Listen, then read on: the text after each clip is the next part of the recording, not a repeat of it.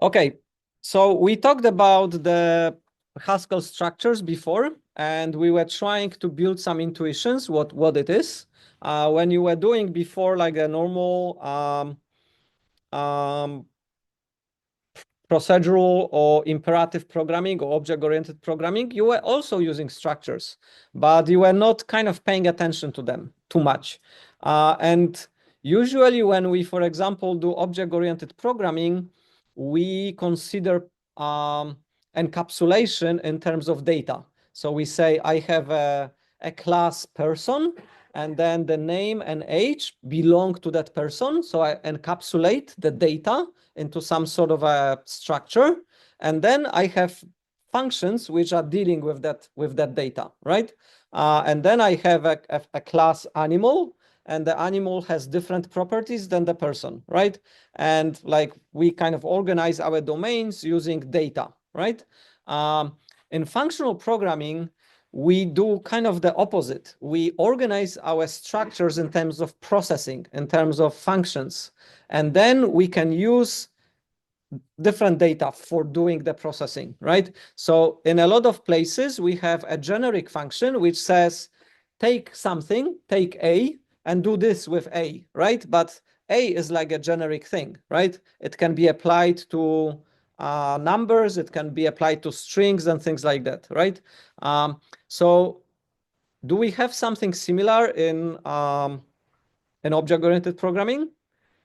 Kinda like we do, but it's called kind of a polymorphic functions, right? Polymorphic methods. So if I have a hierarchy of objects, of classes, I can do particular thing on a person and on an animal as long as they kind of fit into some sort of a hierarchy, right? So it turned out to be very limiting. And more modern programming languages, they decided that that's too limiting and let's have interfaces. So in Golang, for example, you have this concept of interface where you can do certain things on different types, right? So the object orientation evolved to kind of deal with this ability to do different things in structures through interfaces. And then it evolved even further because modern object-oriented languages like which are not considered object-oriented, like Rust or Golang, they said all these hierarchies, all those inheritance hierarchies were kind of a bad thing. So we don't want that in the language at all. So the very modern languages, they say, yeah, we kind of took some features from object orientation, but we removed some features which were kind of not that useful, which made more problems than benefits. And one of that is this kind of a hierarchy, right? But in terms of structures, it kind of remains that imperative programming is more about data and functional programming is more about computing.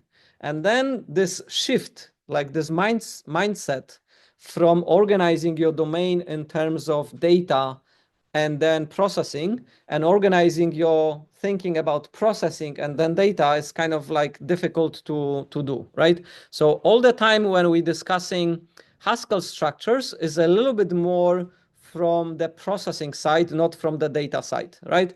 On the data side, we have the normal primitive types, algebraic data types, and we have some record types and things like that, which are like structs in other languages.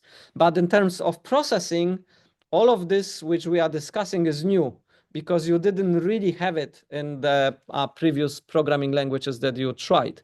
So that is a little bit hard, right? So what are the structures? We talked a little bit about it, and it's sort of like really difficult to kind of explain, but it has to do with the shape of like what you're doing and with containing something. So we had one analogy which we used for the railway oriented programming, right? We had the happy path and the unhappy path, right? It kind of creates a certain shape that you have processing kind of on a happy line and on the unhappy one. And it kind of creates certain containers because on the happy path, you always have the result. And on the unhappy path, you either have nothing or you have some sort of error, right? So we kind of encapsulating some behaviors or some data in this kind of structures, right? So then there is this concept of whether you are preserving that shape, preserving that structure, or changing it, right? So we talked initially about applicative and about functors, and we said that the functor is preserving the structure and the applicative is also preserving it, but the applicative functor is a bit more robust. And then we mentioned monads, and monad is a structure which can kind of morph. It can change the shape while you're doing the processing, right? I know it feels really abstract and it feels kind of really hand wavy, but we sort of are learning, right? So we kind of getting there, right? So let's do some questions. Like we still have, 30 questions to go through. So let's do some questions and let's do some like practical thinking about it. So more people joining? 13 only? 14? Okay, let's get to 15. Come on.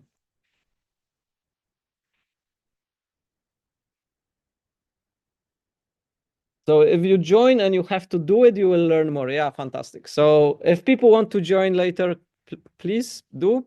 So you will learn more if you have to answer questions. So what is it?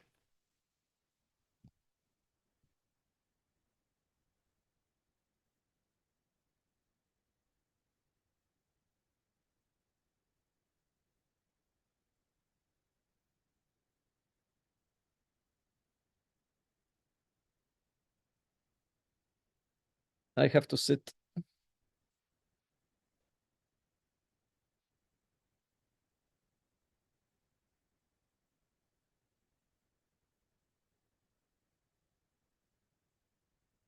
Excellent. So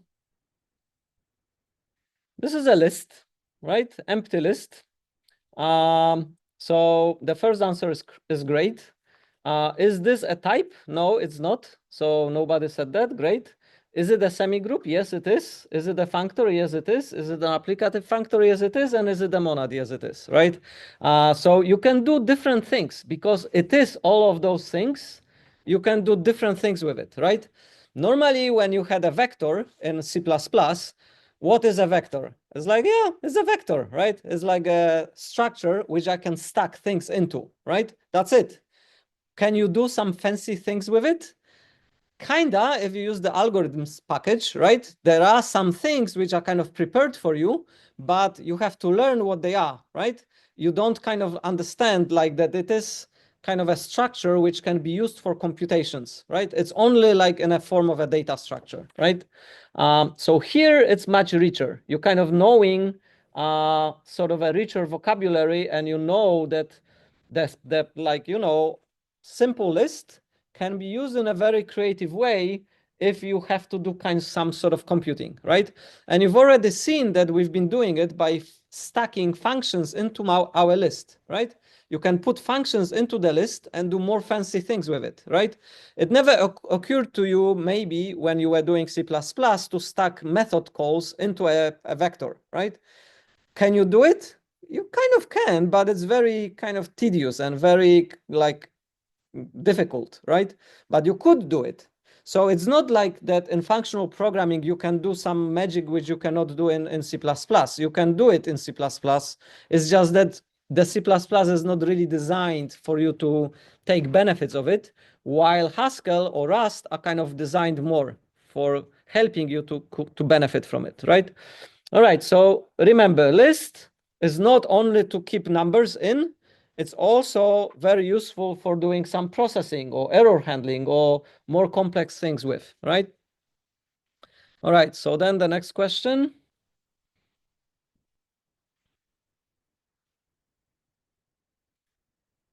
What is maybe?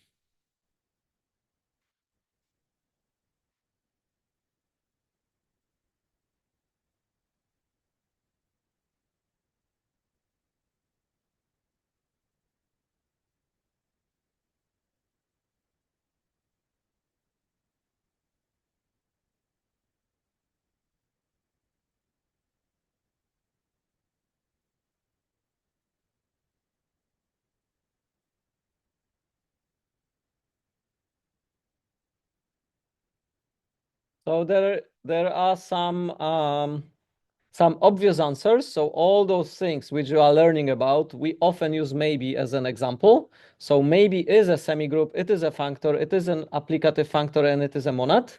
Obviously, maybe is not the list, so that's an easy one. And then a lot of students get tripped on this one.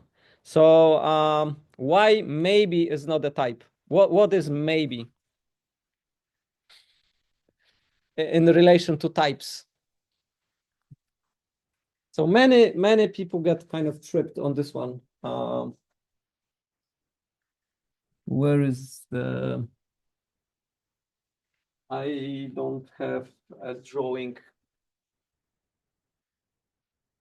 Uh,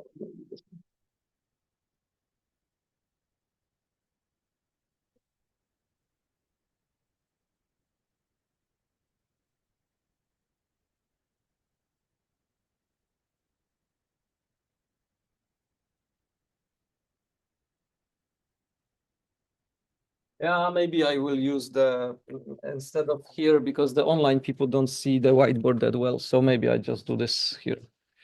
Just give me a second.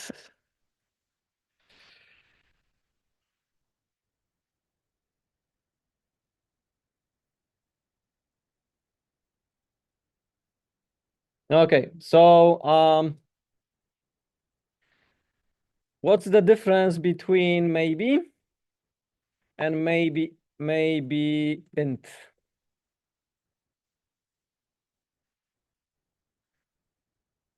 So I have one, I have two, and then I have three, which is x, which is let's say just 10.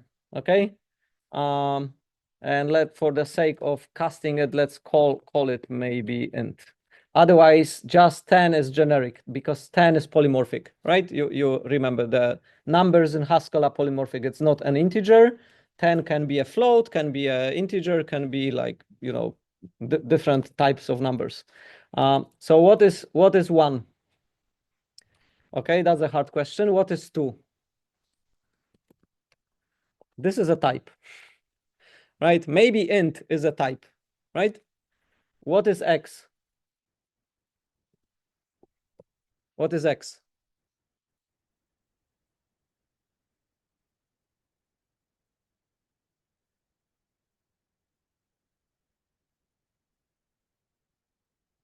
It's the instance of a type, right? A variable or instance is a concrete kind of example, right? So x is an instance, 2 is a type. So what is 1? Okay, this is a type constructor. Type constructor. What is a type constructor? Type constructor is a function which, when given a type, concrete type, will create you a new concrete type, right? So a type constructor is a type of function which, given a type, will create you a concrete type, right? So what maybe does? Maybe given a concrete type, like for example, int, right? So you can see I'm passing int to this type constructor, creates me, it returns, so it returns a concrete type, which in this case is maybe int, right? You see the difference? Yeah. So maybe in itself is not a type. Maybe int is a type, or maybe string is a type, or maybe float is a type, or maybe bool is a type, right? Or maybe person is a type. But maybe it's not a type. Maybe is a type constructor, right? Okay, so then we also have just. What is just? So we also have a fourth thing here, which is just. So we know just 10 is an instance, is a concrete data point for a particular type, right? But alone, what is just? Yeah, you guys are not reading the books, are you? It's a data constructor, right? So just creates for me an instance. So it kind of is similar to a constructor in C++. If we call a constructor in C++, we don't differentiate like type and data constructors, because in C++ you don't have type constructors. You only have data constructors. You can only construct an instance, right? So if I say x equals new person, right?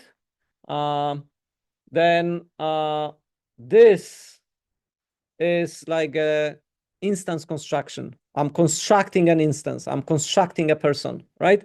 So it's the same with just. Just is a function which, given a value, like a parameter, will create me an instance, right? And then just 10 is like the instance. Because this function is given this argument, right? Yeah. All right. So that's why maybe is not a type. Maybe is a type constructor. It's a different beast. All right, so let's move on.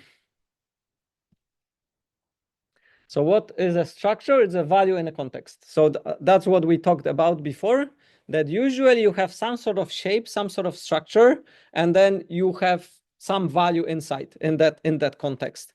And the way you can manipulate the context is the difference between whether you have the power of a monad, or whether you have the power only of the applicative functor.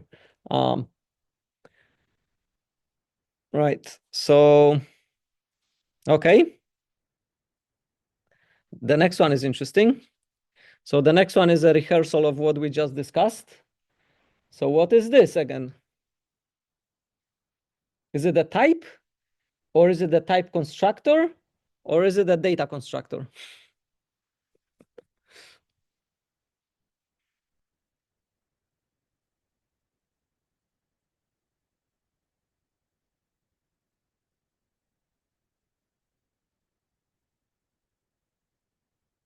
Very nice, very nice. So you can use it, and we most often use it as a data constructor, right? So if I say square brackets and 10 inside, like let's go to this again.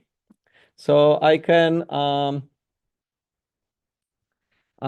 say so what is this? This is a function, right?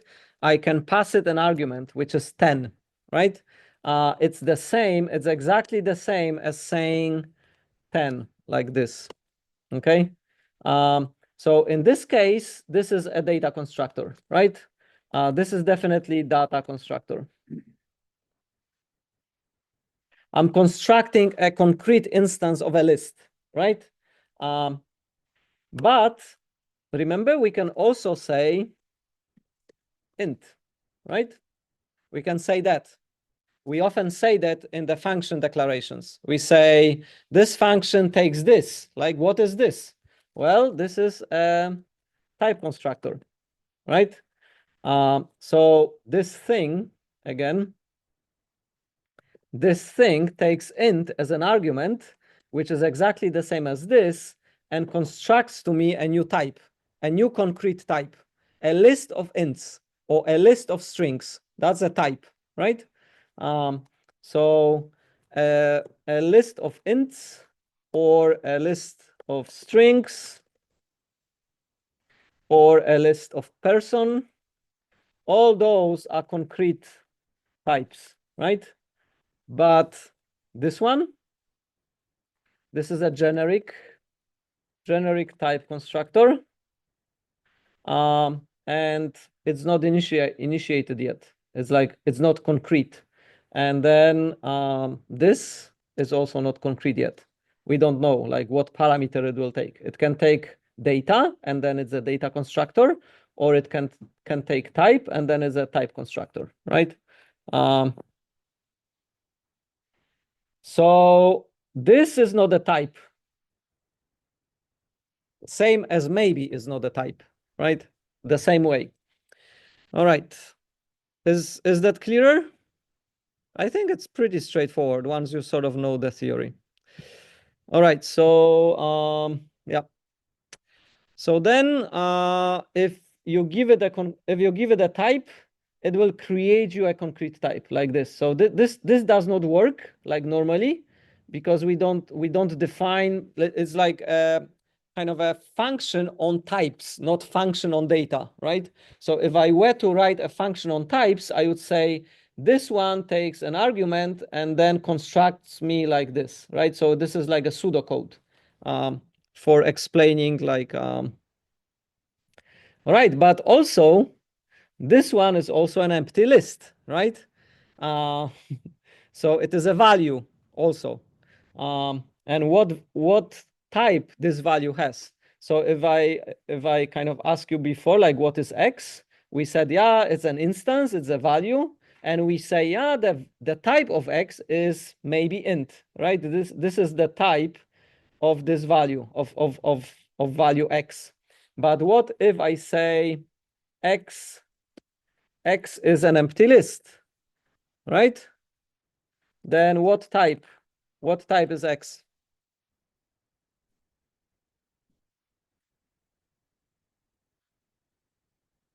What can I write here? What is X?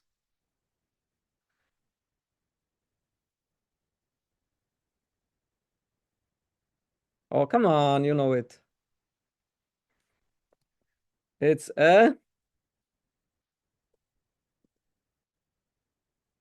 this, right? We don't know. It's a list of something, but we don't know what that type is because it's an empty list, right? So we have to squeeze like A, saying, yeah, it's A. I don't know. Like, I don't know the type. It's a generic empty list of generic like list. I don't know what the type is, right? All right. So let's make it big again. So the type of this empty list of this value is a generic list. Okay, this is also a value, right? 42, the answer to universe.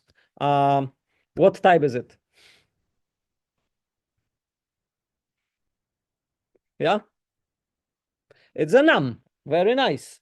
So this type we say up. If I say x is 42. So then if I say what type is it? It's a num constraint and it's A, right? So we would say this. We would say, yeah, it's like a generic type, but it has a constraint. It has to be a number. It's not as generic as here because this A can be a string, for example, or a person. It can be anything, right? It's really generic. This one is generic, but not completely generic. It has a certain constraint. And the constraint says, yeah, it's a num, right? So num is sort of like a constraint. C++ is working on it. They are trying to add kind of a constraints on the template such that you can specify those things in C++ as well. It's kind of an uphill battle, but they are getting there.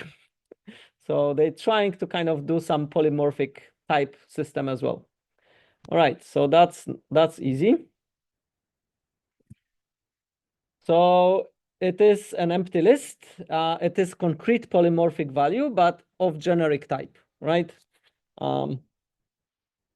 So where have you heard polymorphic first in your programming kind of learning? Did you hear about it? Yeah? In C++, exactly. And what was meant there?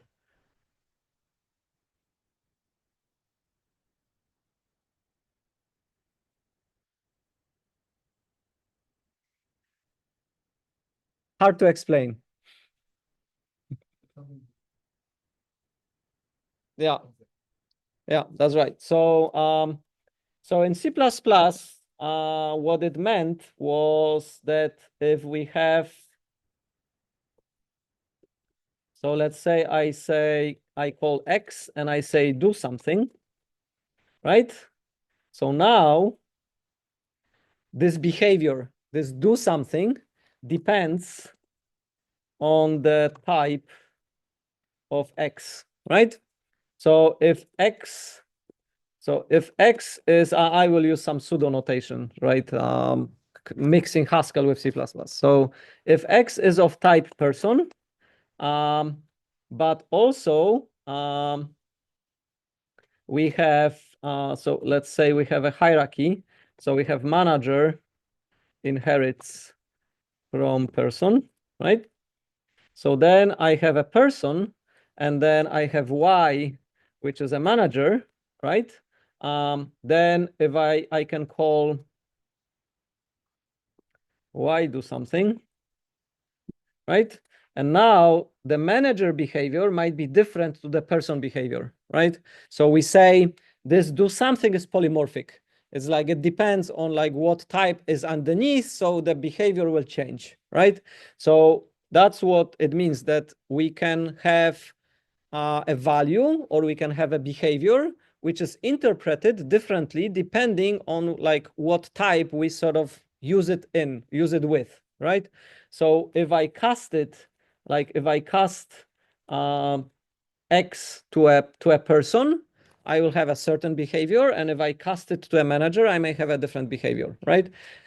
In C++, the casting does not matter, and in Java, the casting does not matter because the behavior will be depending on the like what the programmer intended. If the programmer intended those methods to be virtual, they will be always polymorphic and they will always pick the type of what it actually is, right? If your methods are not virtual, then you can cast and you can force a certain behavior in your type hierarchy, right?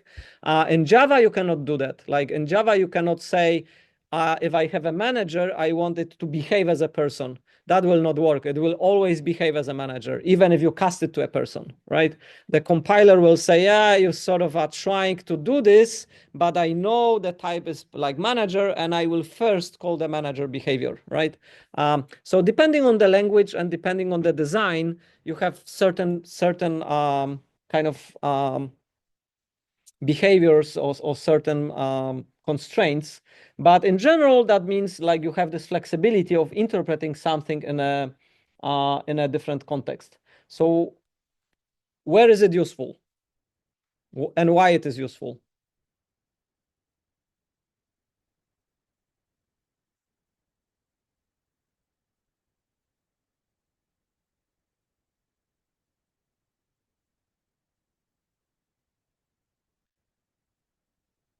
So we benefit from it because, let's say I have to write an algorithm for sorting a list, right?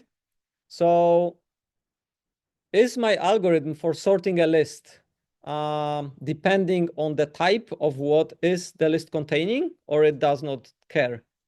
It does not care, right? So in Golang, before they introduced generics, if you were to write a sorting algorithm, you have to write one for list of ints, one for list of floats, one for list of strings. You have to write infinite amount of sorting algorithms because Go didn't support generics, right? It's very tedious and very time consuming and very like don't repeat yourself kind of broken, right? So polymorphic behavior first helps us to write things which are kind of useful in different contexts. And also it is useful for reusing the values in such a way that I don't have to have different notations. So like, for example, if I have to say 42, in most programming languages, I have to say it in the type that I mean this is in, right? So like a literal for 42 as a float is 42.0, right? Or like 42.0f or something like this, right? If I mean 42 as an integer, I have to say 42, right? In Haskell, you can just say 42 and the meaning will be picked depending on like what it's supposed to be. The literal can be overloaded. So again, like from having n number of different literals, I compact it to just one, right? So like polymorphism, what it does, it like makes something that is poly into a kind of a single thing, like in terms of behaviors or in terms of types or in terms of like values, and kind of says, "No, yeah, it's fine. Like you just have one and it's polymorphic because you can use it in different contexts, right?" So it kind of compacts our the need for boilerplate. 14, Jesus, we're never gonna finish this quiz. All right, I talk too much. Maybe we should just focus on the answering the questions. All right, so we're coming back to maybe. So everybody's getting this one correct now.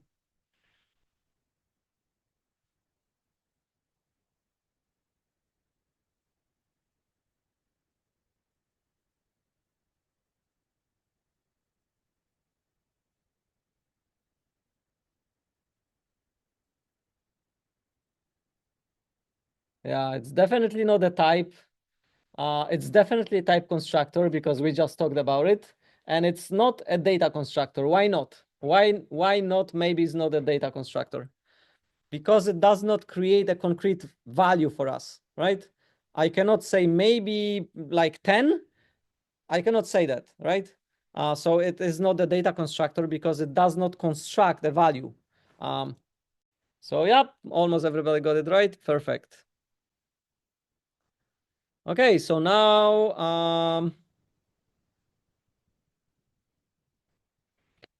a hard question. So what are or what is a data constructor or S for maybes? And you have to type. Oh my God. So what are data constructors in maybe? Easy, because we just discussed it as well. So if you listened, you know the answer.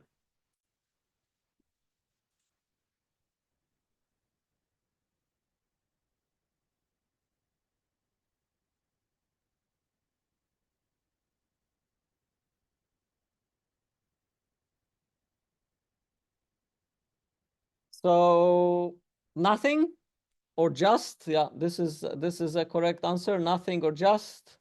Um, just. So the constructor takes arguments. So just 10 is a value, but just is a data constructor because it will construct the value if you give it a parameter, right? All right, we're getting there. So now you also have to write as an answer. And you have to apply times 2 to just 10 to get just 20.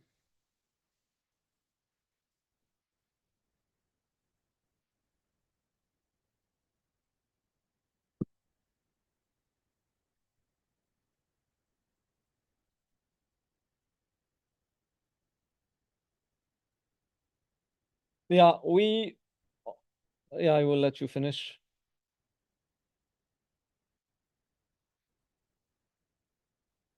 Yeah, it's hard. Seems like it's hard, but it's not that hard.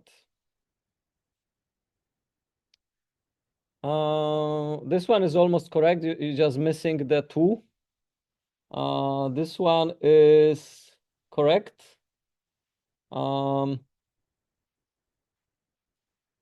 I don't know why this one is marked as incorrect. Yeah, let's play with it. So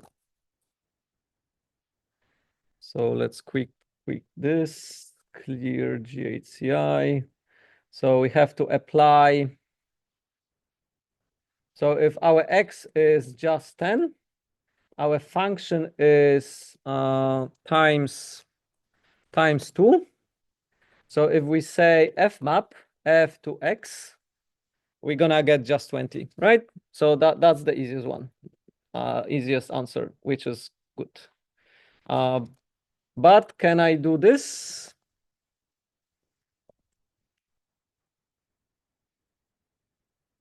Of course I can. It's the same. So fmap and this infix guy are the same, right? So I can do that as well. We doing this kind of a trivial things because it's easy to sort of understand what's happening and how those things work in real life, this X will be some sort of applicative context, part of your application, part of your Go game or something like that you designed. It will be your structure. And then you will be kind of manipulating it by some functions, right? So then you will have not like, this is just trivial example, but the same mechanisms are used for your own defined structures and for your own defined functions. And then when you're designing your program, you're thinking like, okay, I will have this in my context because I can have an error or something, like how I'm going to be manipulating it and so on, right? So we're using those trivial examples just to very quickly understand what's going on. But in real life, obviously, you're not doing that. You're doing kind of a more complicated contexts and more complicated data structures. You may be using a maybe context because of the calculations of some things or either. So you don't have to invent your own. But sometimes we invent our own as well. All right, so this is that question. So to apply normal function to something in the context, we use fmap or we use that symbol, right? Okay. So then we have next one.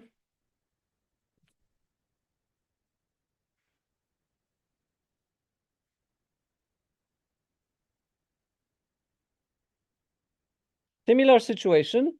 We have a normal function, normal unary function, and we have values in the context.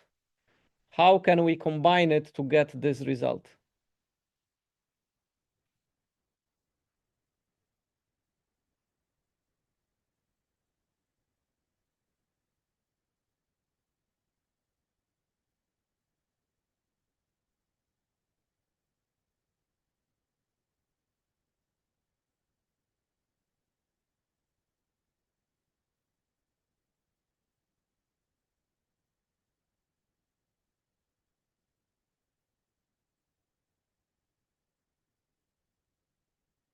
The same way, exactly the same thing, right? So I don't know why this one is marked as wrong. It's like you either use fmap or you use fmap in the infix notation and you're gonna get that. So this one is correct, this one is correct. This one is not correct because we don't have just. We have just one context. Our context is the list. If you have just and the list, you have two contexts. You have the outer one and you have the inner one, right? This one is just one, flat. You just have list, which is your kind of a context. Yep. All right. So a functor. A functor is a structure that allows us to apply a normal function from A to B over the value inside that structure, right? It's the simplest structure that we have, and like a list or maybe are functors. So you can have a value inside that structure, and then you have a normal function, and then you're doing that. And we're doing that through fmap or the dollar sign in the brackets. Simple, right? I think like everybody gets that. Okay. So now we're moving on. We kind of expanding our vocabulary and we going into a function inside a context and the value inside a context. So with the functor, we had a normal function without a context. Now we have a function in the context, a behavior in the context, and a value in the context. How can we apply this to this?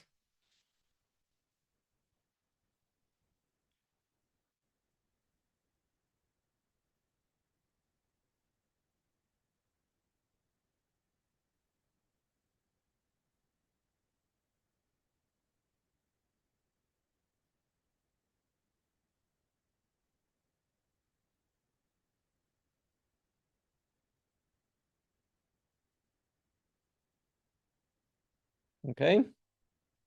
Yeah, that's correct answer. Very good. So let's see.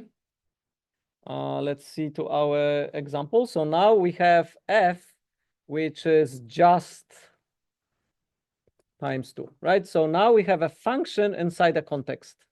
So now if I do f apply or f map to x, that's not gonna work. It says, no, no, no, you cannot do this. Like that does not work. So f map does not work neither, right? So f map f to x does not work neither, right?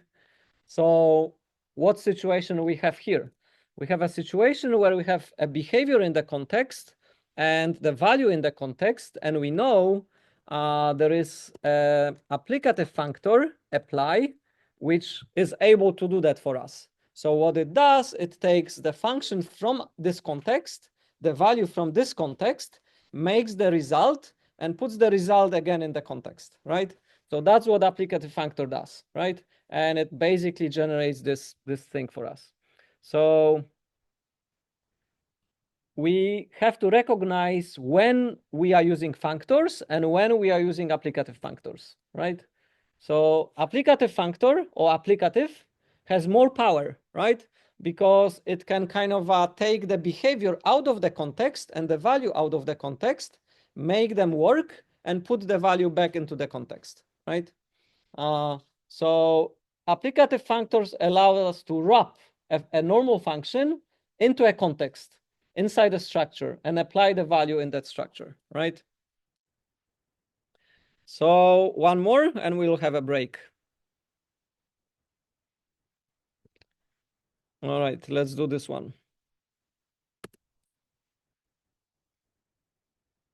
So now I have multiple behaviors. I have multiple behaviors in one context, and I have multiple values in another context. How can I combine them to get this?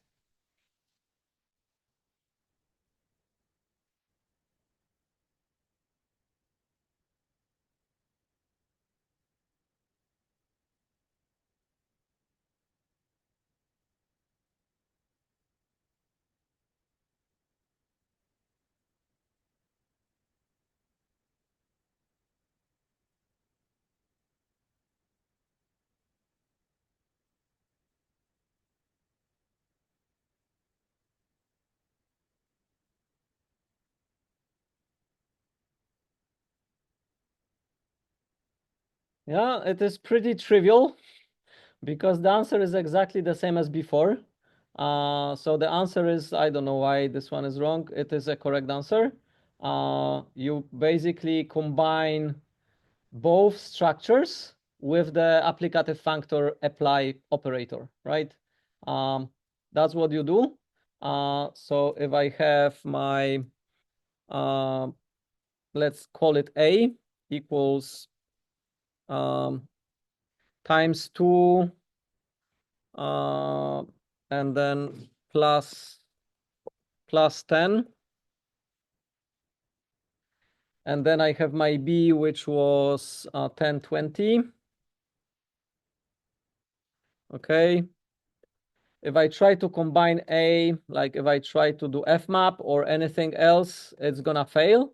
But if I combine it with this apply operator, I'm gonna get both. So I'm gonna get times 10, 20 times, times 2, 10, 20, times 2, 20, 40, plus 10 to 10, 20, and plus 10 to 20, 30, right? So I'm first doing this on all the values, and then I'm doing this on all the values. We talked about this last time as well. It's a very clever way of substituting like nested loops. Instead of doing something and then something, then you can kind of do this thing. Where else do we use it? Like we often, like why do we talk about processing, like processing in a context? Why we even talk about it? Because when you have the processing, it can fail, right? So sometimes we're treating this railway kind of oriented programming into happy path and unhappy path, and I have my processing in the context. I don't have the processing without context. I have the processing as a result of previous processing, right? So my previous processing might have failed, and then the new processing has a context, like did we fail before or not, right? So I'm kind of carrying over the context with my processing. So in this case, it's not the case because we're using a list. But if we were using, like, for example, maybe or either, we could be carrying an information whether we are on the happy or unhappy path, right? So that's why we talk about processing in the context and then applying processing in the context to a value in the context. Why can we have a value in the context? Because maybe I was asking a user for an input and the user gave me a wrong thing. Like I asked it for an AH and the user gave me a name and I cannot convert it to H. I'm on unhappy path with the value as well, right? So then that's why we kind of talking about context in the context of processing and in the context of values, right? Rust is really good in making using both for processing and for data.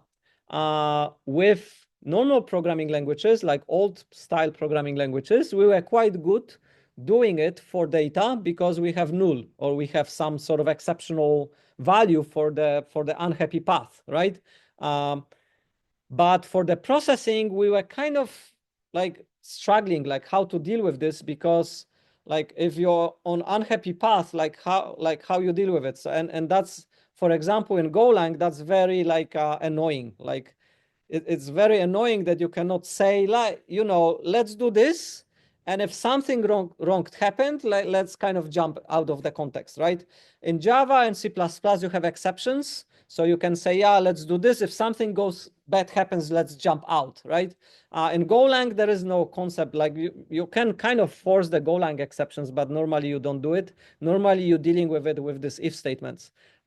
So that kind of the dealing with the unhappy path is kind of tedious, but that's what we use the context often, right?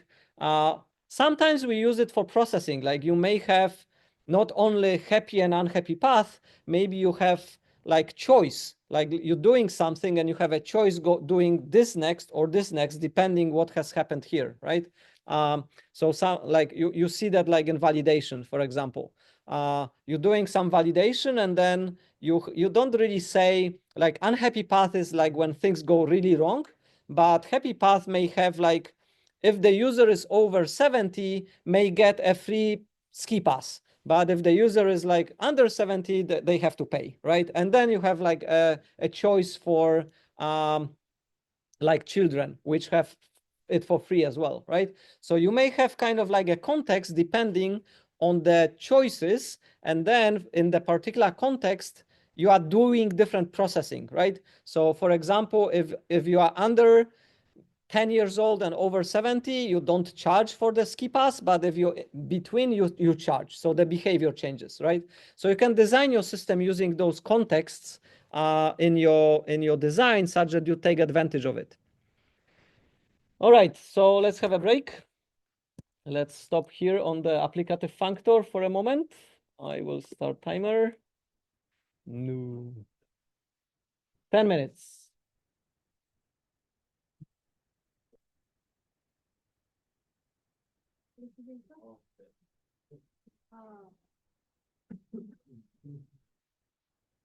No, no, no, no,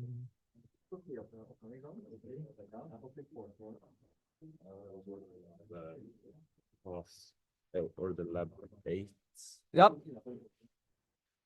Because I didn't really find the difference between the two different word functions. Because you could essentially do the same on both and pass the tests. Yeah, that's right. Yeah.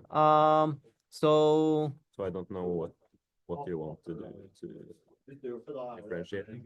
yeah, so the difference is if you are opportunistic, you kind of remember like which one is the first. So there are situations where the first that you've realized is not the one which was the so let's say you have a list. And let's say you start by saying, oh, okay, I see this bird, so I put it in my list. And if I see that bird again, I go here and I kind of add the number of sightings, right? So let's say you saw the bird BZ1 first, and it's in your list, it's the first bird, right? And then you finding the like another one and another one and another one. And then at the end, you kind of sorting them based on the number of how many sightings you had, right? So you kind of assort it, and then this one is like first, but it's not the first that you have seen. So the difference is that if you say, I want to have the most frequent bird, but if there is a tie, I want to know which one was the first that I saw, right? So if you have the implementation which is keeping track of what you have seen before, then it will be fine.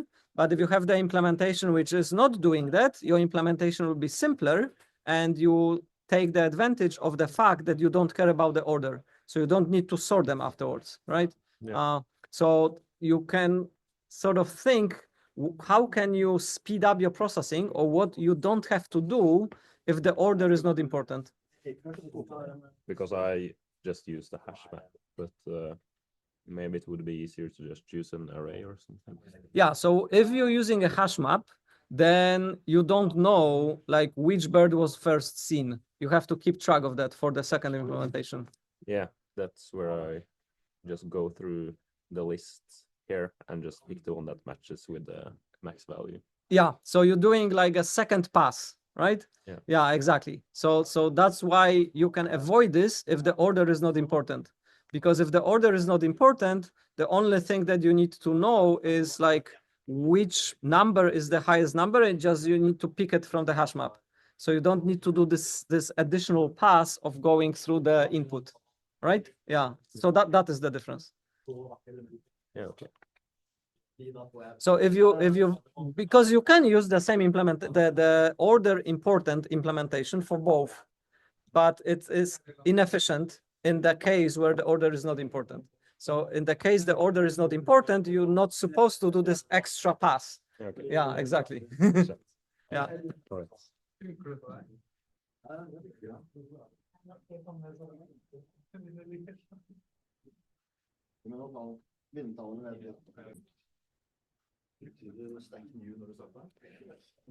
All right, we're halfway through. Question 20. So let's see.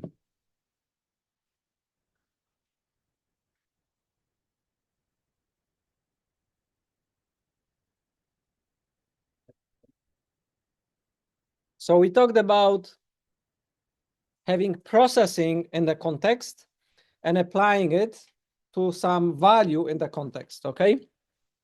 So we have processing in a context and then applying it to a value in the context. So what will happen if we try to apply nothing to a value in the context? What's gonna happen?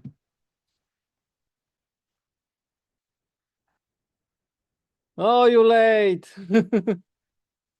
And you know the answer.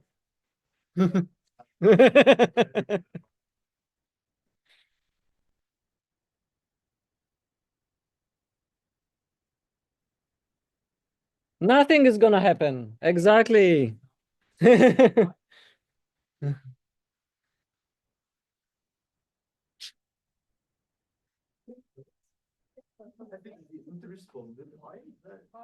Really? It cheated you?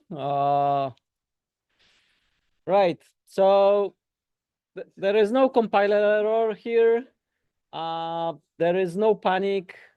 There is no value anymore because we applied nothing. We are kind of on unhappy path with our processing, and we're applying it to a value.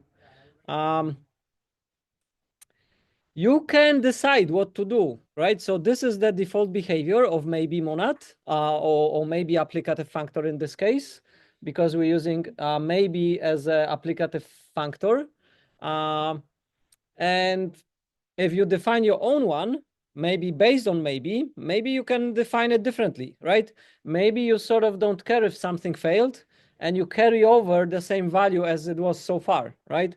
So let's say you have to process something, and like part of your processing failed, and you say, yeah, that's still okay. I'm kind of continuing, right? I will continue with the value I have. So it is kind of the behavior is a little bit up to you, like on what you want to achieve. In this particular case, it is used for error handling and then processing and failing on first error, right? All right. So more questions? More questions about what we have discussed so far. So everybody should be fine with answering those.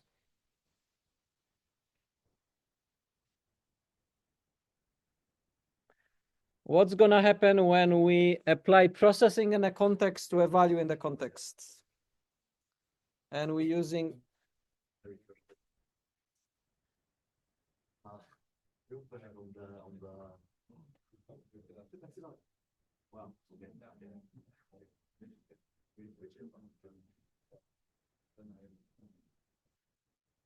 it is a compiler error. You cannot fmap processing in the context to a value in the context. You can only fmap normal function, not a function in the context. So a compiler error. The destructor is bad. I'm gonna fix the destructor. So this is so I for next year, guys, this will be a better destructor. What is a better destructor?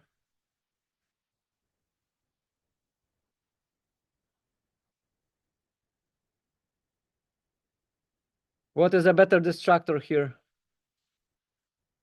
Better than just 10. Just 20. Right? Obviously, just 10 is a stupid destructor because we're doing something with it. Right, so that's a wrong answer as well, but it's a better wrong answer. All right. Next one. There is a question. Just 20.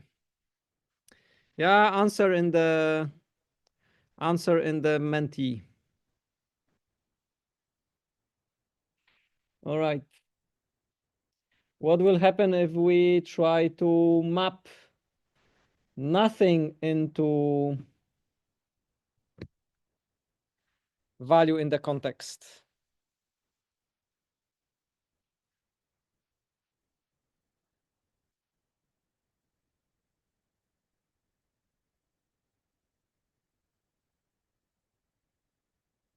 Compiler error, exactly. We cannot, like, nothing is a processing in the context. It's just that it's missing, right? The processing is missing, and we cannot fmap it. So it's a compiler error. Fantastic. Okay, so a side question, like you are able to sort of look at it and sort of see that it is a compiler error, right?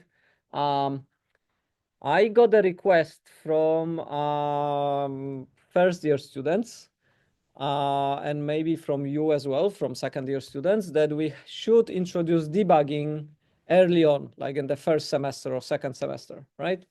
And I am not sure if that's a good idea. So maybe I will ask you the same question like when you're in the third year already, but when you are learning simple things in C and when you're learning simple things like in C++, usually your functions are quite short and usually it's enough to like stare at the code and like see what's going on, right? And you have to develop the skill, like you have to develop an ability to kind of debug the code in your head, right? That does not mean debugging is not useful. Debugging is useful if you're given a code from somebody else or if you have a bug and you're kind of walking mentally through the code, but you cannot find what the error, bug is. Then you go to debugging and you kind of set up, breakpoints. You check the values of the variables and things like that. So that makes perfect sense. But to me, debugging like very simple things in the first and second semester is kind of like reducing your ability to learn that skill about mental kind of walkthrough of the code. So what do you think? Like, is introducing debugging too early harmful, or whether that would be kind of okay?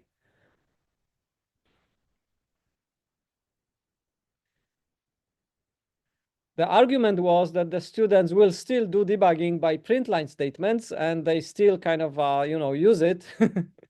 So it's better if they use it properly than if they use it with print line statements, which I totally agree. I think print line statements are the worst. But I think the best would be to try not to do print line statements or debugging, like just to do it in your head for simple things, because then you will just do it in your head for simple things.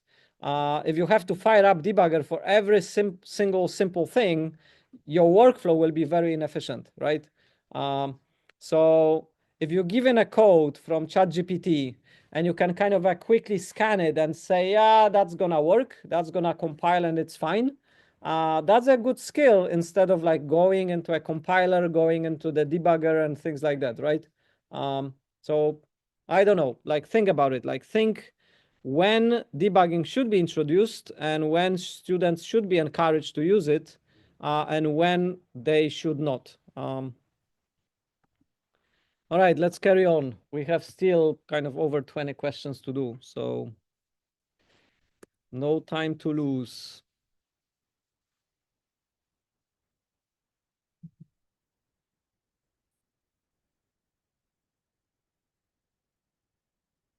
What's going to happen here? We have a normal function and we have a value in the context and we have fmap. So we have a perfect mix, right?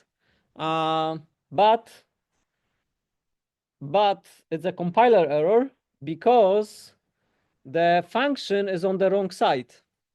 The value in the context has to be on the right-hand side and the function should be on the left-hand side, right? So if we convert it to fmap, it's fmap of this thing to this thing, right? So that's a compiler error. Okay, so how about this one?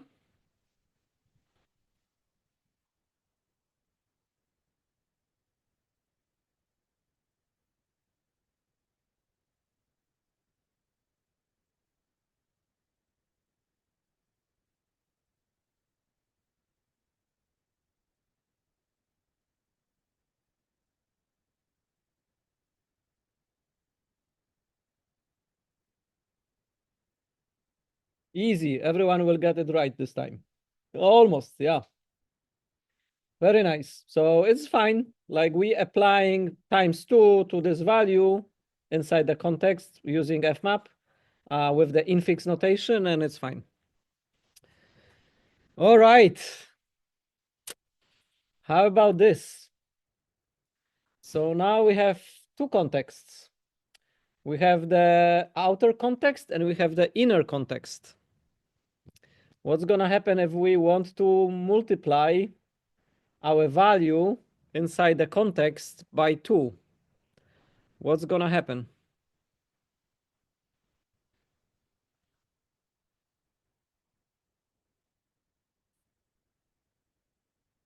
We will have a compiler error. Exactly. So because we cannot just do it like this, we want to get just 20, right? That's what we want. We want to get just 20. How are we gonna get there? How are we gonna do this?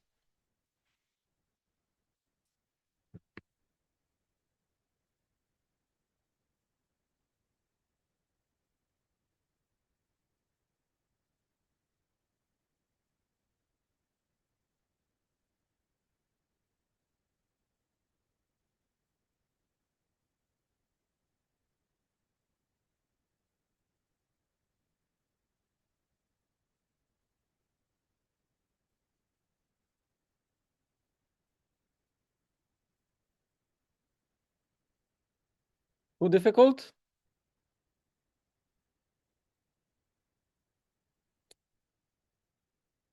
All right.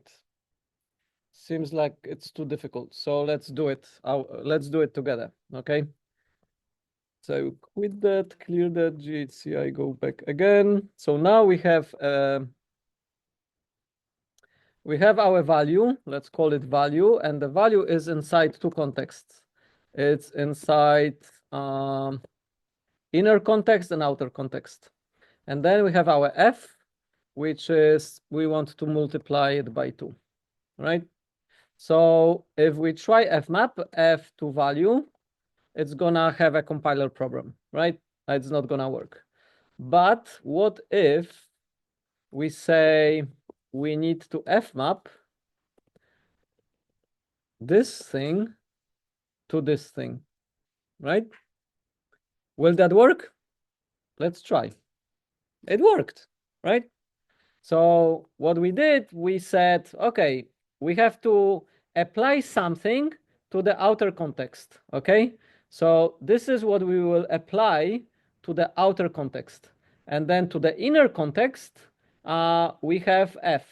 So the like peeling of the context is done by doing the fmap twice, right?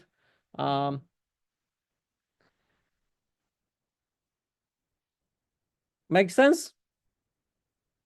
All right, so what we can also do, we could say we need to do this and use the infix notation. So we could kind of say this, and it will also work, right? Okay. How common is to have some stuff in the outer layer and in the inner layer? Like you have kind of 2 layers. Very common, very common. A lot of libraries, a lot of stuff that we are doing, or often has multiple layers. And then you have to kind of go deep, deep, deep, or go out, out, out, right? So let's try one more. We have 3, gee. So now we have 3 layers. So we have 3 levels deep, 3 structures embedding. It's kind of like an onion. So how can we do this now?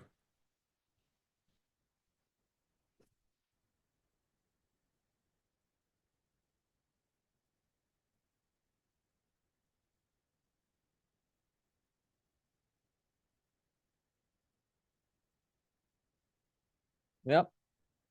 So we say we have to do this onion thing as well, right? So we have to do, so now our value, let's say, is just,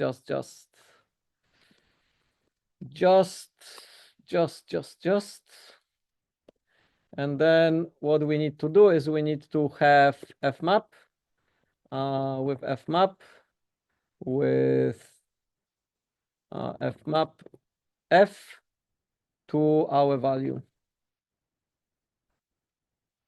And we need a bracket somewhere. We need a bracket here, I think.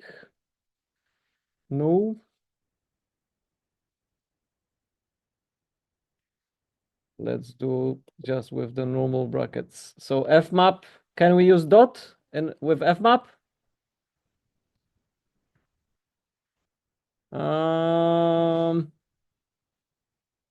Not really, because fmap takes 2 arguments. It's a binary function, right? So we can chain with dot functions which are unary.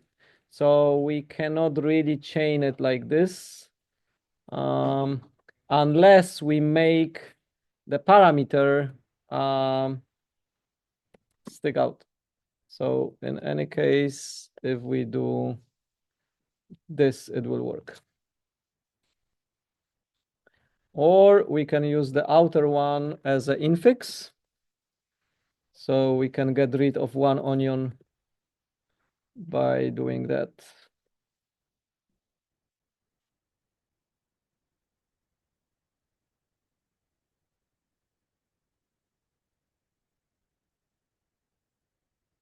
Okay, that works as well.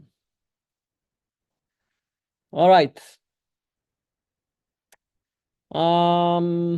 Yep, so like doing 3 times fmap will work. Okay, so question 26. This time we have 2 layers. So we have 2 layers again, but we have the inner layer being a list. So we have the outer layer being a maybe list, and then the inner layer is a list.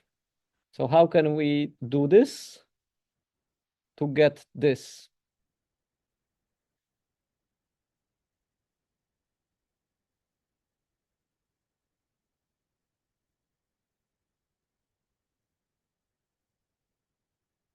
Sorry, lost the screen.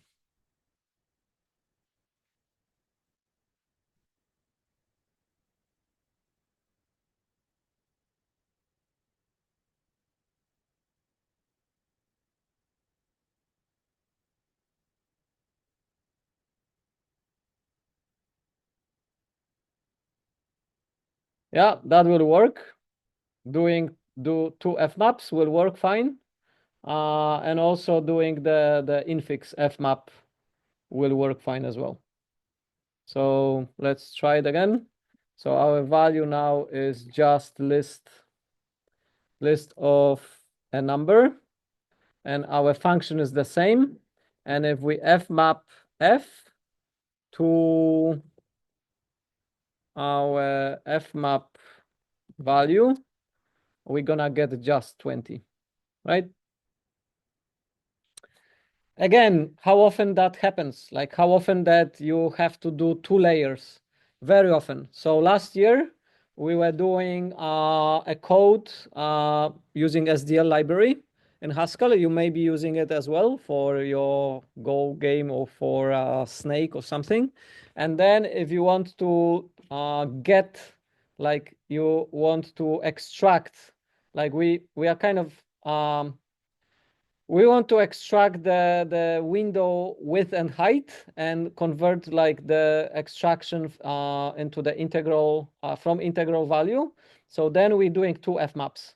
So we calling SDL get, and it will give us something in two layers of contexts. And then we peeling it off by doing the inner fmap, like the inner fmap and the outer fmap, right? Using the dollar notation. So we're saying, yeah, do this peeling for us, mapping the structure, like mapping that function. It's a normal function into the like inner context, and the outer context is kind of peeled by this, right? So it's very common pattern.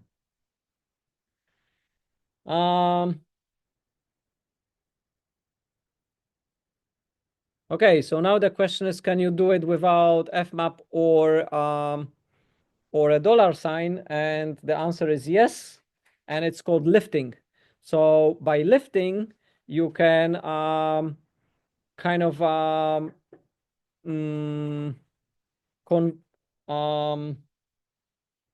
convert a normal function into a function in the context, and then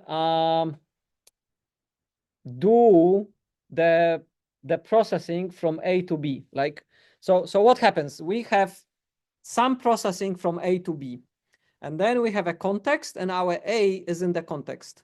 And now we want to get B in that context, right? So we have a function from A to B, and we have a first value in the context, and we want to get the result in the context. So lifting kind of does it for us, right?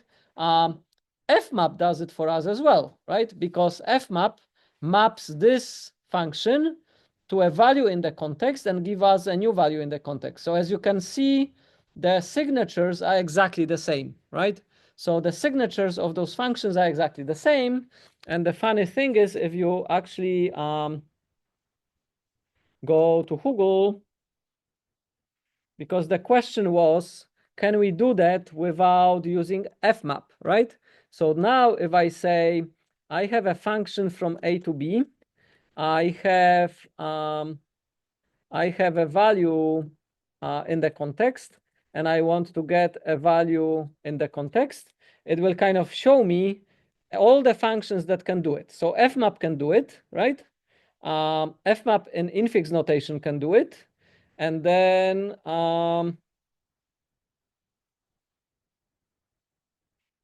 it didn't find the lift. Oh, my experiment failed. But if we search for lift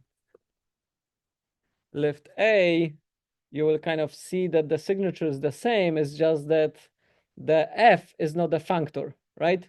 Before the f was a functor, now with lift a, it's an applicative, right? So you kind of see that fmap does it like so. So again, like if we search, remember this signature? It says f is an applicative, and now compare it to fmap. It says f is a functor, right? But the signature is the same. We have a context and we are doing kind of similar thing, right? But fmap can be applied to anything that is a functor, and lift a can only be applied to things that are applicatives, right?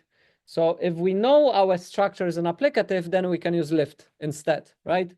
And lift has a slightly lift has a kind of a nice property because we can chain it. Like you can chain fmap this way as well.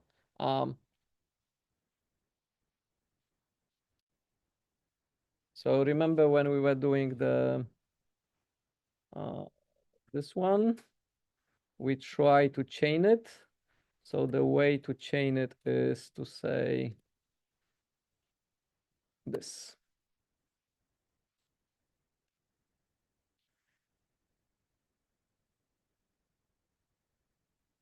Right? So we can kind of do that with lift instead of fmap, because both the list and the maybe are applicatives. All right, many questions, many questions. So you have to type, what is the answer?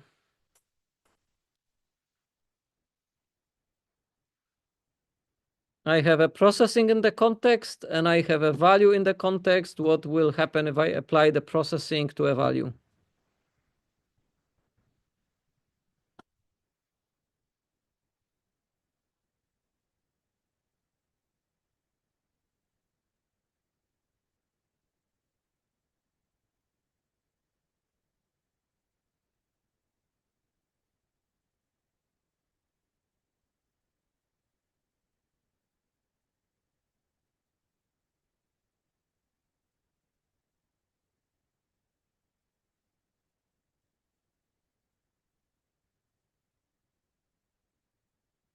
Correct.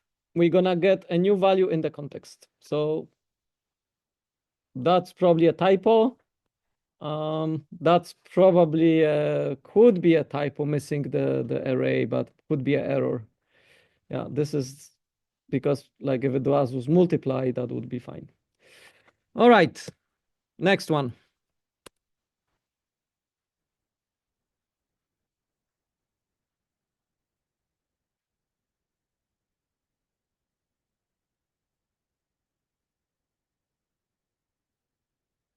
We have a processing in the context, and then we applying it in the value in the context. What's gonna happen?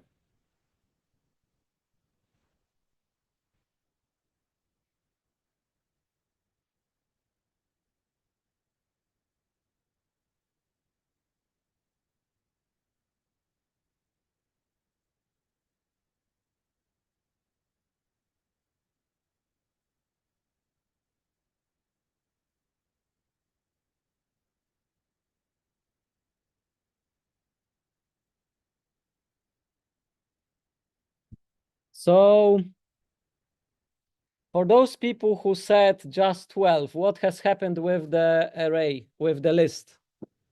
It disappeared, right? It cannot disappear, right? So that's something wrong here. Like if you said just 12, that like what has happened to that shape, to that list? Okay, so those people said, no, that list get inside, right? So you kind of were creative enough to recognize that you have to do something with this shape. And then you said, okay, it will be just 12, right? But how about having a list of just 12, right? Versus just list of 12, right?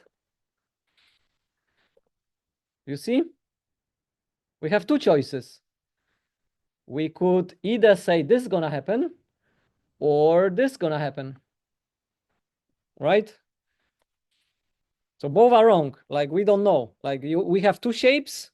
One shape will become the outer shape. One shape will become the inner shape, and like it's like incompatible. So the point is that with applicatives, you cannot morph shapes. You cannot change shapes, right?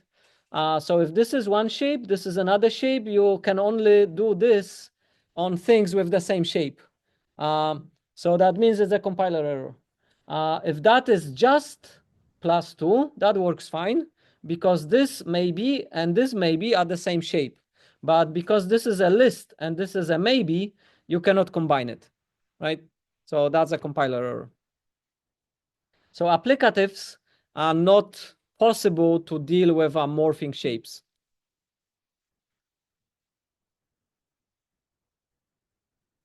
How about this one?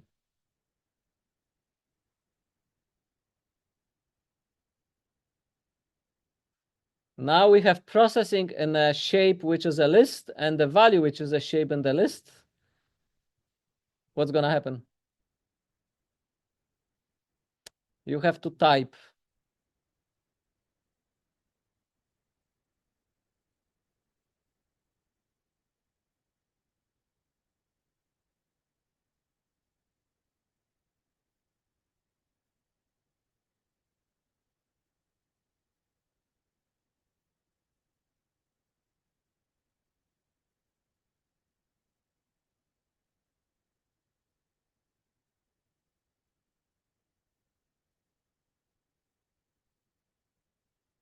Perfect.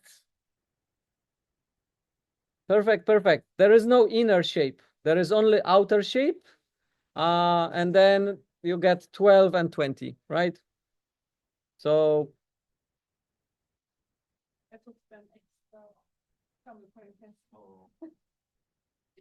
yeah. Okay, how about this one?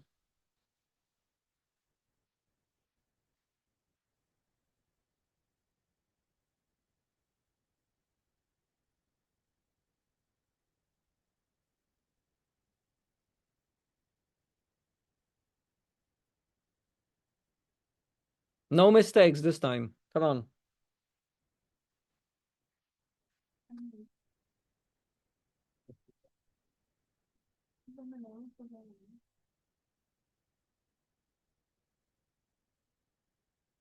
Easy.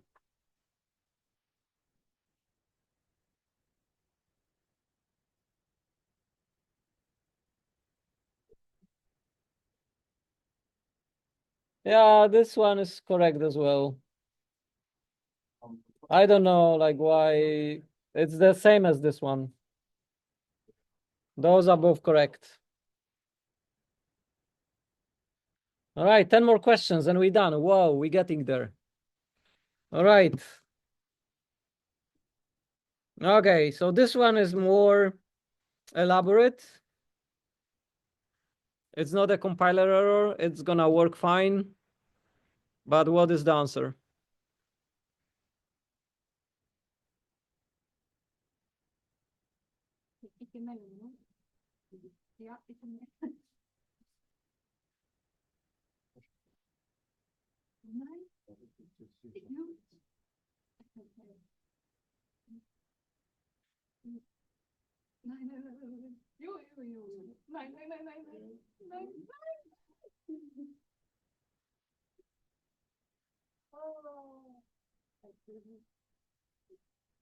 So this one is correct. This one is correct. Yeah, let me mark correct. Marked correct. 12, 22, 20, 30. Yeah, so this one is wrong because the final number is 30. This one is wrong because it swapped those two numbers. This one is wrong because it didn't add 2 to 20. So that's the only correct answer. Yeah. I will mark correct here. I will say this one is also correct. Yeah.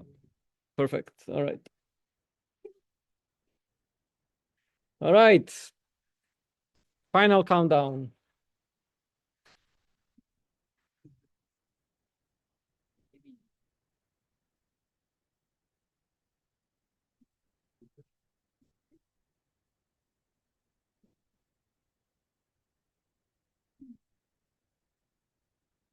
What's gonna happen here?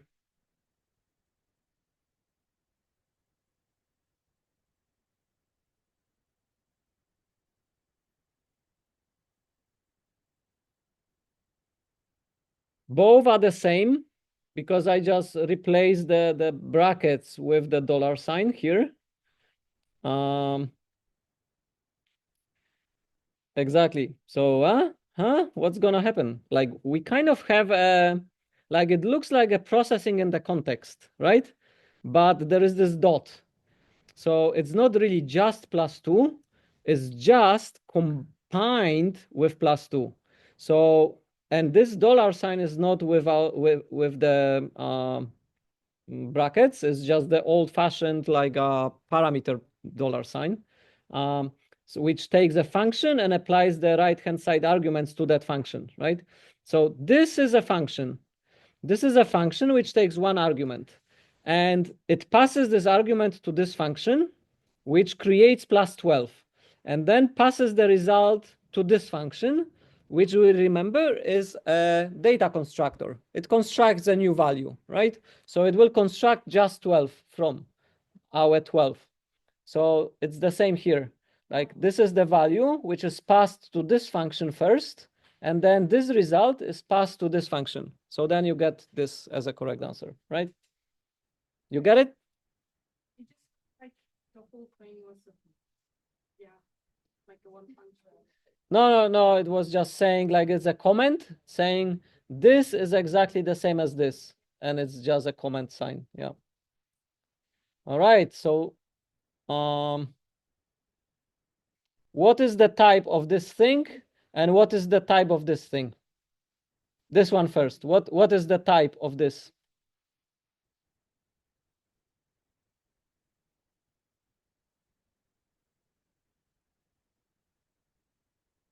Let's ask. Let's ask our all-knowing, what is the type of just +2? It's a maybe of a function from a to a, where a has to be a number, right? That's the type of the first thing. What is the type of the second thing?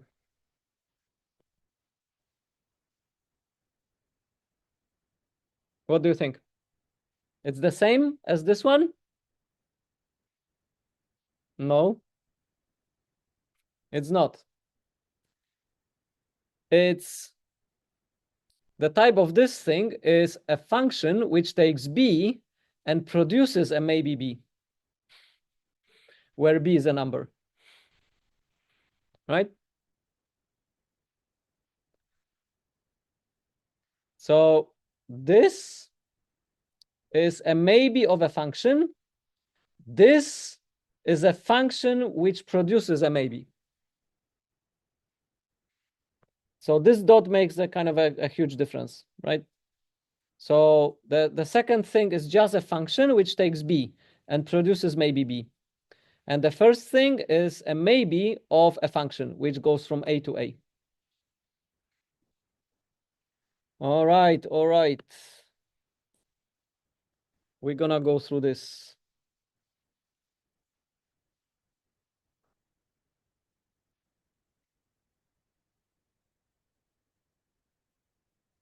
All right.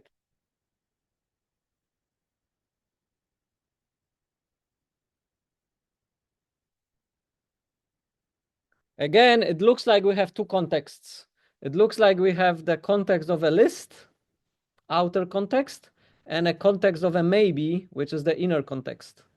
And that's true. We do have two contexts. Normally we said, yeah, if we have two contexts, we cannot combine it with like this thing. But we can, like, because this one is just a function. It's a normal function which takes normal values. And this function is in the context. So we're gonna get just 12 and just 22 by applying it. Makes sense, right? Okay, so now we have a tough one. So you have to change. How would you do it? How would you kind of convert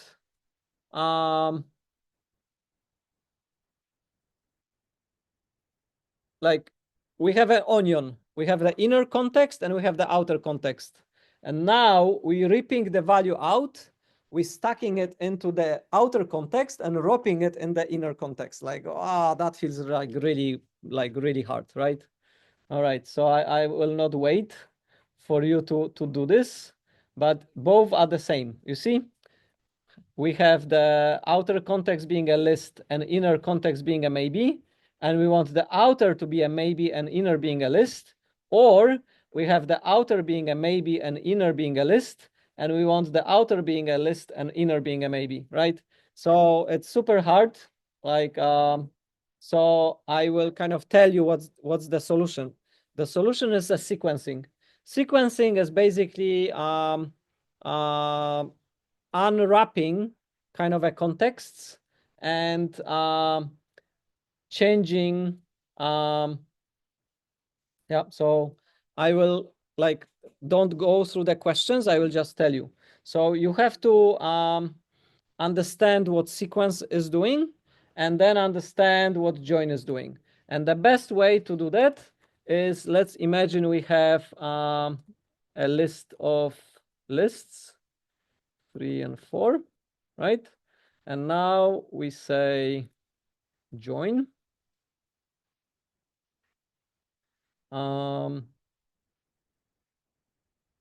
Yep, so we have to say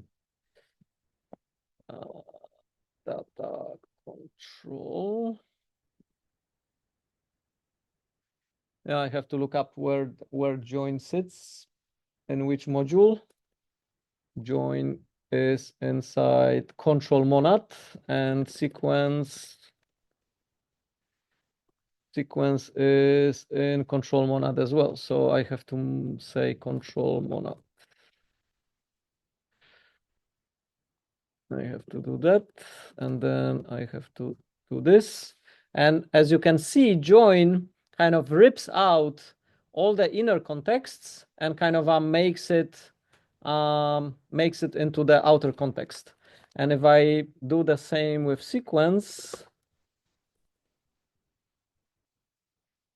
it kind of does something, but it's a little bit different to what we kind of expected. So let's do this. So sequence, I have the outer context is the list and inner context is the list. But what we are doing is we are combining the inner context into a single list and then wrapping it in the outer context, right? So we kind of like, now I have a list of 2 arguments and I end up with a list of a single argument, but I kind of wrapped it. With join, it's like unwrapping all the inner context and flattening it out, like flattening it like into a single context. So I will stop here. You will have a little bit of a homework to check join and sequence and kind of familiarize yourself with join and sequence, because it's gonna be in the exam and it's useful thing when we're dealing with those onions, like when we're dealing with context inside other contexts. Often you want to process something and then kind of extract what you did like into a flatter structure. So you are often using join and sequence. And we will have a 5-minute break or 6-minute break, and then we will do the lab. And after the lab, I will see how much time is left. Okay, so how many people want to do the checking? 1, 2, 3, 4, 5, 6, 7, 8. So let's do that first and see how fast it goes and how much time is left afterwards.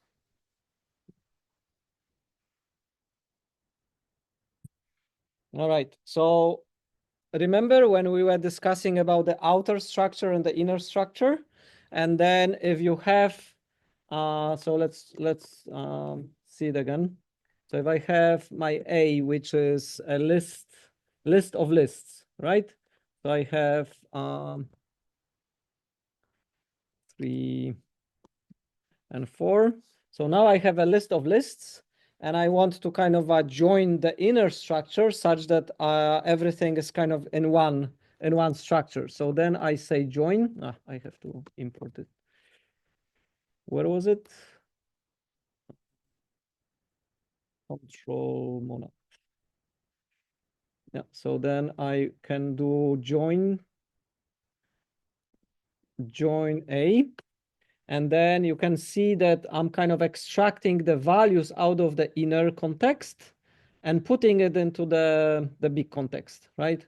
So like, and the context match. So the contexts match, and I go one, like I flatten it by one level, right? Remember, we for example, I have a value which is just 10. Again, if I join it, if I join V, I will end up with just 10. So I'm kind of extracting the value out of the inner context and then putting everything in the outer context. So I'm gonna flatten it, right? So it's like we're removing one peel of the onion, okay? So then sequence is a little bit different because if I have, let's say I have just 10 and just 20, right? So now I have 2 maybes inside the list. So then, let's call it V. And then if I say sequence V for me, what it will do, it will take the values out of the inner context and put them into the outer context, but the outer context will be placed inside the inner context, right? So I have a list of maybes, and now I have a maybe of list, right? So sequence kind of twists that around. So again, if I say sequence for me just 10, 20, right? I'm gonna get a list now of maybes. So I have a maybe of a list, but by sequencing it, I get a list of maybes. Or if I have a list of maybes and I sequence it, I'm gonna get a maybe of a list, right? Yeah. Do you sequence twice? You always get the original input?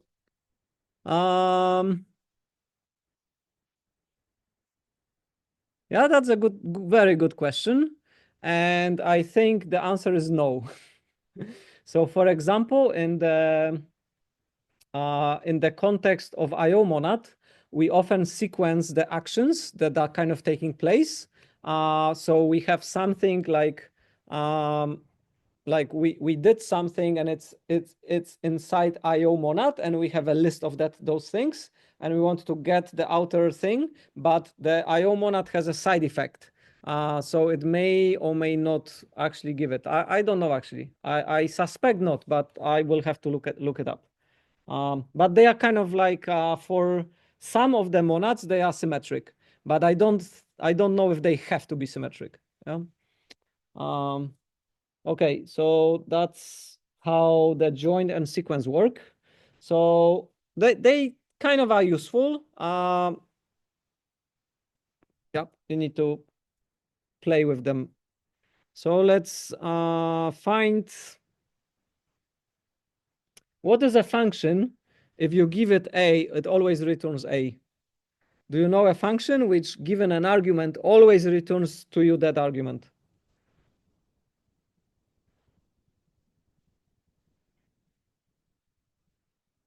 You may or may not have to use it so far, but if you're writing some of your own monads, you sometimes have to do that. So there is a function in Haskell. Sometimes that function also exists in other programming languages, that if you give it a value, it kind of gives you the same thing. Yeah, so this one is also correct. I will kind of mark it as correct. Like, yeah, it basically returns itself, like returns the value that is passed into it. or the function is called ID. So it returns like what you give it. All right. You may think, yeah, how useful is that function, right? Like, what is the use of that function? And we will see later. So another function.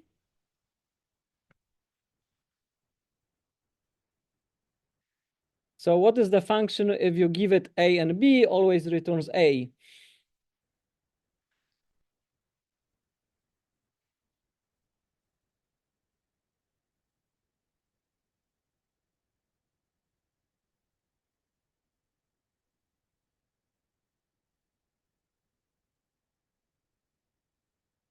So sometimes you have a value, but you need to pass it on, but you don't really need to do anything with that value, but to pass it on, you need to have a function. So then you can use ID A to sort of use it, like to chain things, for example, in a functional way. So that's why you're using ID. Another one is const. So const A and B will always return the first argument and completely ignore the second argument, right? So const is like a function which sort of takes two arguments and just drops the second one, returning you the first one, right? What is first doing? What is first? Where do you use this function? This is a function in Haskell. Where do we use it? We use it with tuples.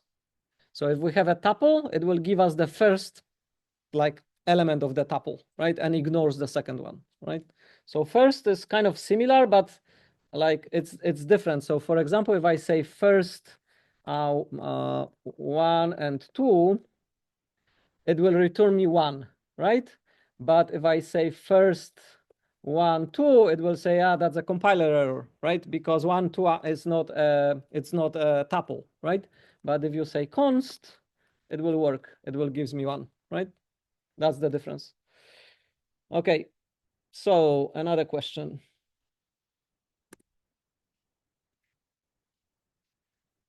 So is monad type class a subclass of applicative?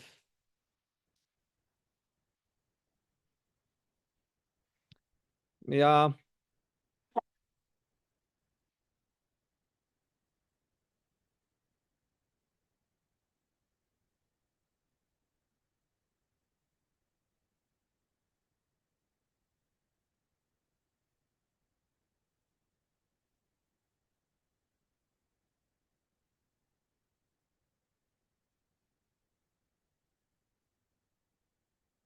Yes, they are.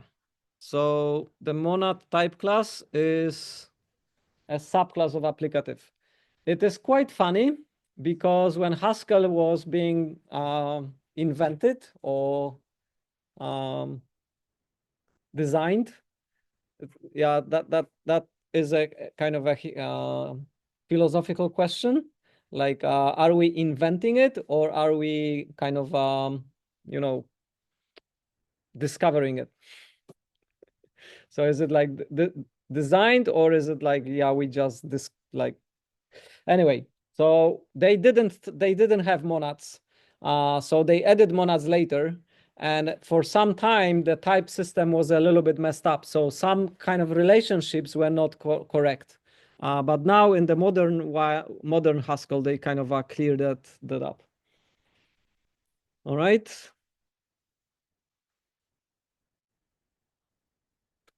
So about monads, is return taking a value and returning a value in a monadic context or not? How many parameters return should take? Like, what is return doing? So it's like a question about monadic return.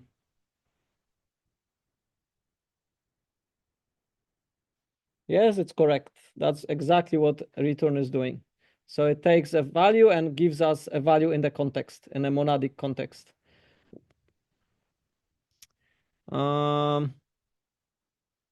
What is the equivalent of this for applicatives? What takes a normal thing, normal value, and gives us a value inside the applicative context?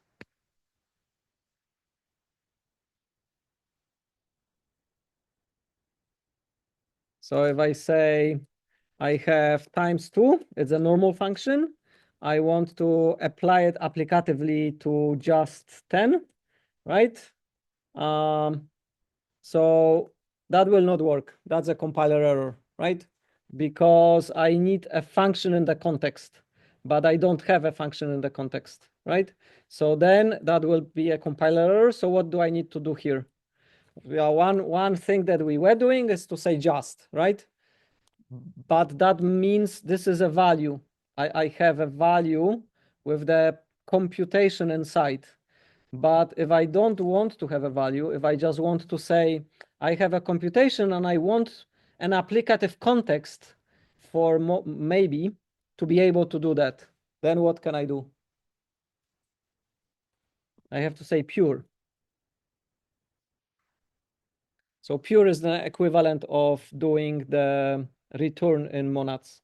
So that will work and it will give us just 20, right? If I do that without pure, it will not work. And you will have a compiler error. And then how can you fix it? You can fix it by putting pure in front, by putting just in front, or by saying, screw applicatives. I just use a functor instead. And that will work as well, right? All right, so then next one. 4 questions to go.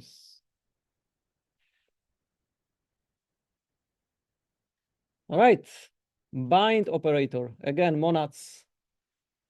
Is the bind operator taking a value and like a normal value and a function which is converting a normal value to a monadic context and gives us this as a result? No, almost, but no. They like most of the time with all those operators, the pattern is that on the left-hand side, we have computation, and on the right-hand side, we have a value. But with monadic operator bind is the other way around. So if we look at the bind operator, we will see that it takes a monadic value and the normal function and produces us the monadic value again. So it binds this monadic value to this processing, giving us a new monadic value in the monadic context, right?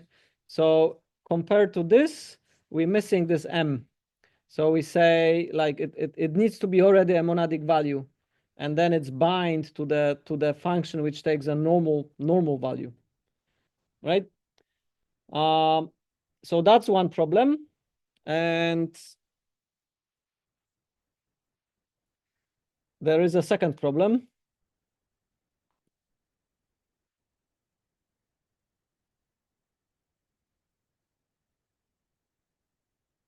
Yeah, I kind of screw the narrative because I should have M here as well. So I will just skip. So this one is also incorrect because we are missing this M, right? But it's important to realize that space here. So I will wait for you to say that it's incorrect. And it is incorrect because we're missing this M. But yeah, if we go back here and if I add this M, that would be also incorrect because we are missing the space. What's the difference between MB and M space B? What's the difference?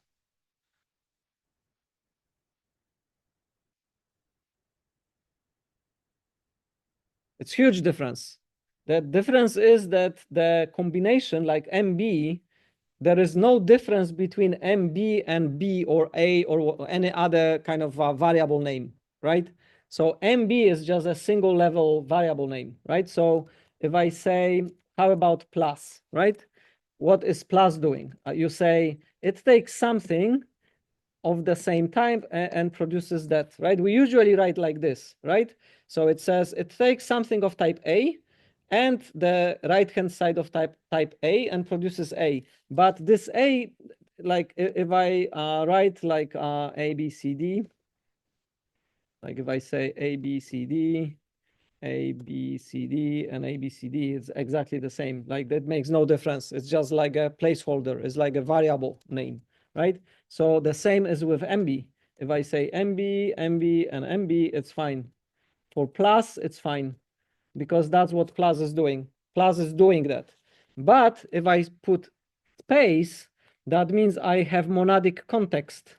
And plus does not have any monadic context. So then it's different. This is what plus is doing. This is plus is not doing that, right? So the space is kind of important. So it kind of looks like a typo or it looks like a minor thing, but it's a huge difference. Like this is B in the context of a monad. It's like B is a normal type and MB is a monadic type. And this is like a normal type. It's like there is no difference between B is the same as A, is the same as MB, and it's the same as ABCD and so on, right? But if I put a space, that's not the same. Like that's different because I have this context. Those things before the space usually give me a context. And M is typically for monadic, F is for functors. So we use F or M to indicate that that's what is happening. So here we it's completely screwed up. Even if I put M in here, this one is almost fine with those two spaces, but I'm missing the M here.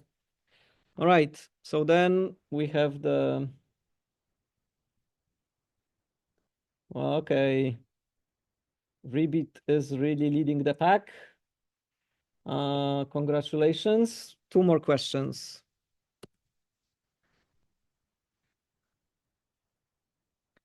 Is monad type class implemented by bind and return? Is it true that to have a monad, we only need to implement those 2 functions and then we will have a monad?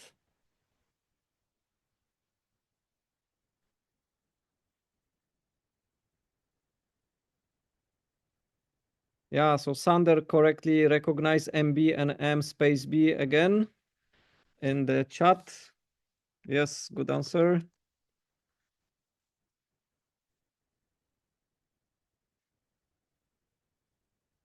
Yes, that's all we need. So we need to implement return and bind, and then we have a monad.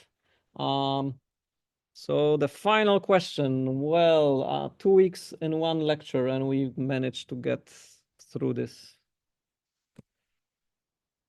I don't know who came up with this lecture. Okay, can we implement a monad just by using return and join?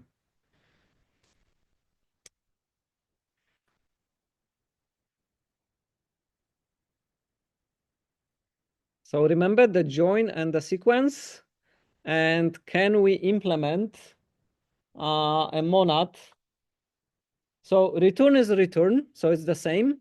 So the question really is it possible to implement bind using join, particularly fmap and join?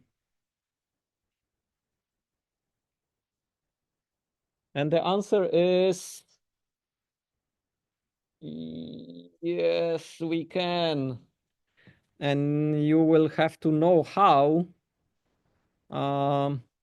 in the exam. So I'm not gonna do it. Yeah, congrats to the winner. Well done. Strong answers. So implementing bind for maybe, that's easy. You can kind of think, how can I do this? How can I implement bind for maybe? But being able to generically implement bind for a type which already has join implemented, it's a little bit harder. So you don't have to do it, but those are the questions which you may have in the exam, like for a better grade. So how could you implement bind for a maybe yourself? and how can you implement this generically with fmap and join. So that's what I meant. I will skip through this. And then if you have bind, how can you implement join?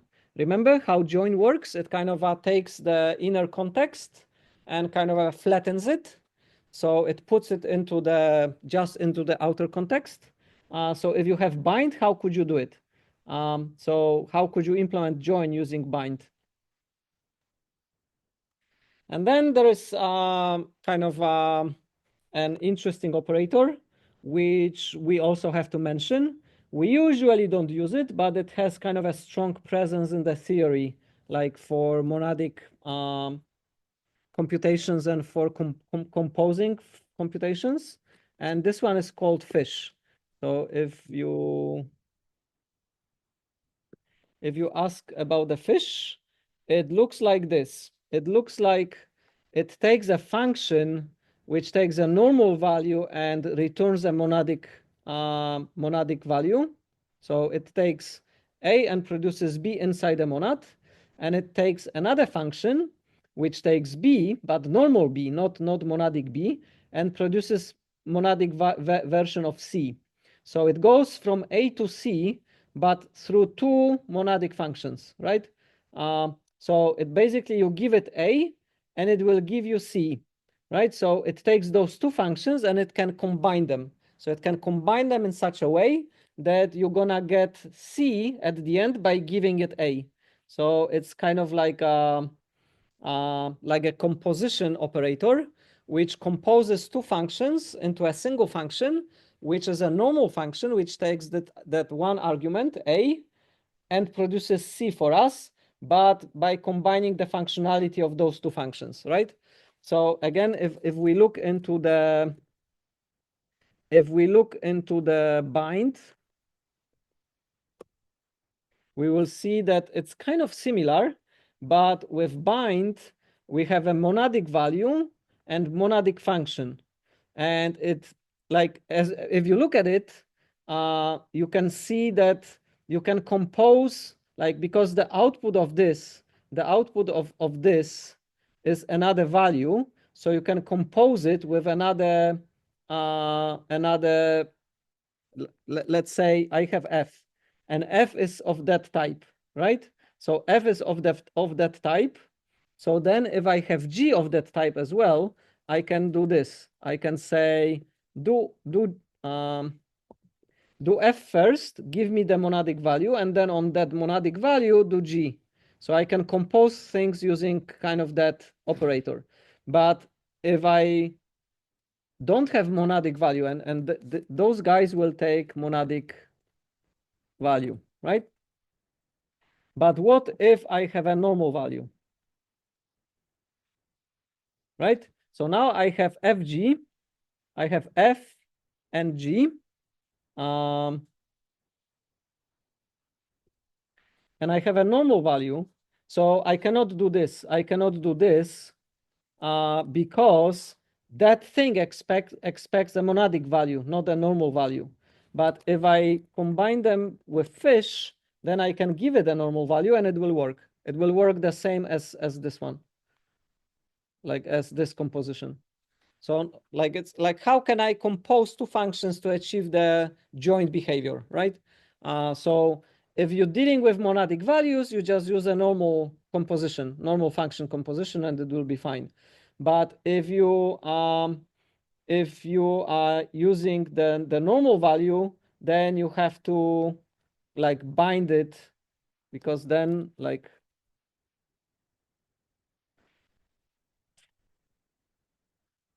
yeah, we have the monadic value. It's bind to this. And will that work?